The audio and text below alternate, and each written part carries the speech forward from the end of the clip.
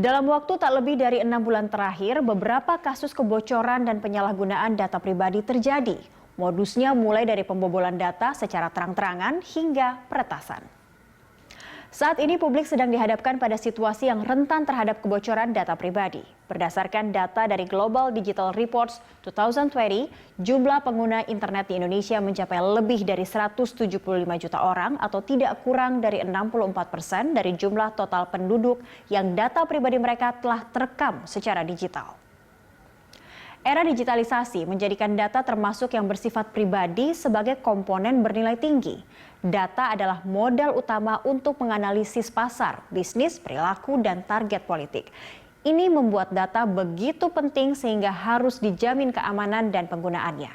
Menurut Peraturan Menteri Komunikasi dan Informatika yang diterbitkan 1 Desember 2016, data pribadi adalah data perseorangan tertentu yang disimpan, dirawat dan dijaga kebenaran serta dilindungi kerahasiaannya. Ini merujuk pasal 1 Undang-Undang Nomor 24 Tahun 2013 tentang Administrasi Kependudukan.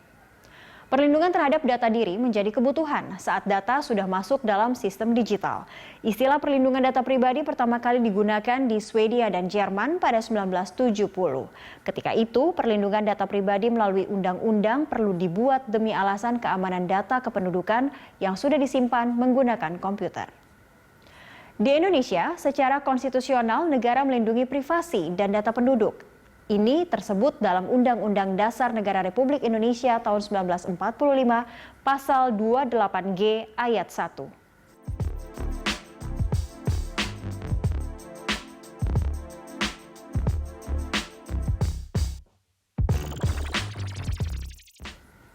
Senada dengan Pasal 28G Ayat 1 Undang-Undang Dasar 1945 dalam Pasal 2 Undang-Undang Administrasi dan Kependudukan mengatur bahwa setiap penduduk mempunyai hak diantaranya untuk memperoleh dokumen kependudukan, perlindungan atas data pribadi, serta ganti rugi dan pemulihan nama baik sebagai akibat kesalahan dalam pendaftaran penduduk dan pencatatan sipil, serta penyalahgunaan data pribadi oleh instansi pelaksana.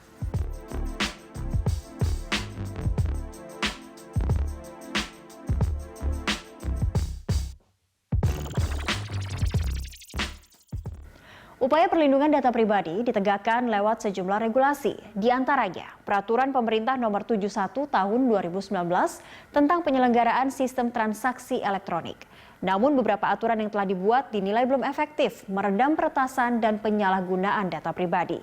Lantaran hanya berisi imbauan untuk melakukan penguatan sistem tanpa ada kejelasan bagaimana dan sanksi apa yang bisa dikenakan bila terjadi pencurian data. Juni 2020, kebocoran data diduga kembali terjadi di instansi pemerintah. Unggahan sebuah akun database shopping di situs Rate Forum 19 Juni 2020 memperlihatkan basis data pasien COVID-19 berisi nama, alamat, nomor ponsel hingga status infeksi COVID-19 dan lokasi rumah sakit tempat pasien dirawat. Berkas ini disebar setelah pemerintah membantah telah terjadi peretasan. Peretas mengklaim telah mendapat sekitar 230.000 data pribadi dari database pasien COVID-19 seluruh Indonesia yang dibanderol $300 Amerika.